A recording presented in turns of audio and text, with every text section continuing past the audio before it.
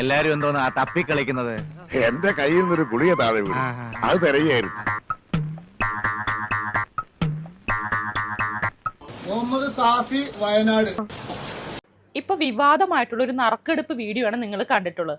നിങ്ങൾ ഭാഗ്യത്തിൽ വിശ്വസിക്കുന്ന ആളാണോ, അതല്ലെങ്കിൽ നിങ്ങൾ ലോട്ടറി എടുക്കാറുണ്ടോ? ഞാൻ ഭാഗ്യത്തിലൊന്നും വിശ്വസിക്കുന്ന ആളല്ല കേട്ടോ.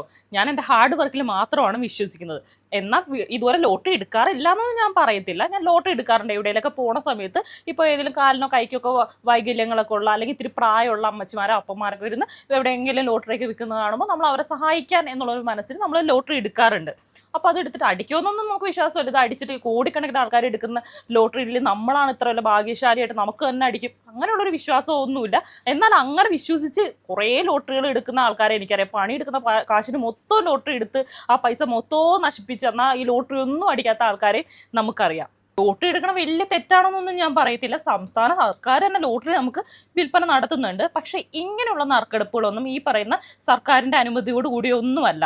ഇതാകെ ചെയ്യുന്നതെന്ന് പറഞ്ഞു കഴിഞ്ഞാൽ 1000 രൂപയ്ക്കോ അല്ലെങ്കിൽ 2000 രൂപയ്ക്കോ ലക്ഷക്കണക്കിന് ഇതുപോലുള്ള കൂപ്പണുകൾ അടിച്ചിറക്കിയതിന് ശേഷം ഇതുപോലെ ഏതെങ്കിലും ഒരു രീതിയിൽ കടബാധ്യതയോ അല്ലെങ്കിൽ രോഗാവസ്ഥയിലൊക്കെ നിൽക്കുന്ന ആൾക്കാരുടെ വസ്തുവോ പുരയിടോ എന്തെങ്കിലുമൊക്കെ ഉണ്ടെങ്കിൽ അത് വിൽക്കാണ്ട് ഇങ്ങനെ കിടക്കുവാണെങ്കിൽ ഒരു 1000 രൂപയുടെ ലോട്ടറി ഈ പറയുന്ന കൂപ്പൺ എടുക്കുവാണെങ്കിൽ, അവർ പറയുന്ന കൂപ്പൺ എന്നാണ് അതിനെ, ആ കൂപ്പൺ എടുക്കുവാണെങ്കിൽ നിങ്ങൾക്ക് ഒരു വീടോ അല്ലെങ്കിൽ വസ്തു അല്ലെങ്കിൽ വണ്ടിയോ സ്വർണ്ണ നാണയോ അല്ലെങ്കിൽ സ്വർണ്ണോ അല്ലെങ്കിൽ ഒക്കെ കിട്ടും എന്നുള്ള ഓഫറിലാണ് ഈ പറയുന്ന നറുക്കെടുപ്പ് അവർ സംഘടിപ്പിക്കുന്നത്. ഇതിനകത്ത് ആരെങ്കിലും ഒരാൾക്ക് ഈ നറുക്കെടുക്കുന്ന കുറേ ലക്ഷക്കണക്കിന് അല്ലെങ്കിൽ അവർ നിശ്ചയിച്ചിരിക്കുന്ന ഒരു വിലക്കായിരിക്കും ഇവരുടെ ആ ഒരു വസ്തുവിൻ്റെ അല്ലെങ്കിൽ ആ ഒരു വീടിൻ്റെ അല്ലെങ്കിൽ അവർക്ക് ആവശ്യമായിട്ടുള്ള എമൗണ്ടിൻ്റെ ഒരു ഇതിലായിരിക്കും ആ ഒരു കൂപ്പണുകൾ അടിച്ചിറക്കുന്നത്. എന്നിട്ട് ഇവർ വിതരണം ചെയ്യുന്നു. ആ ഒരു അവരുടെ ഒരു എമൗണ്ട് എത്തി അല്ലെങ്കിൽ ഇത്രയും കൂപ്പണുകൾ വിറ്റ് പോയി എന്നറിയുമ്പോൾ അവിടെ വെച്ച് അവിടെ ക്ലോസ് ചെയ്തിട്ട് ഇവർ ഈ നറുക്കെടുപ്പ് സംഘടിപ്പിക്കുന്നു.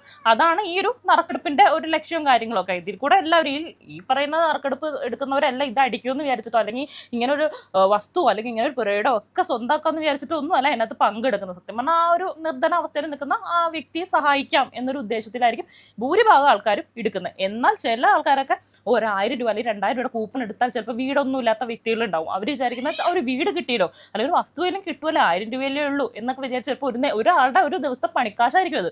ആ കുടുംബത്തിൽ 4, 5, 6 ഒക്കെ എടുക്കുന്ന ആൾക്കാരുണ്ട്.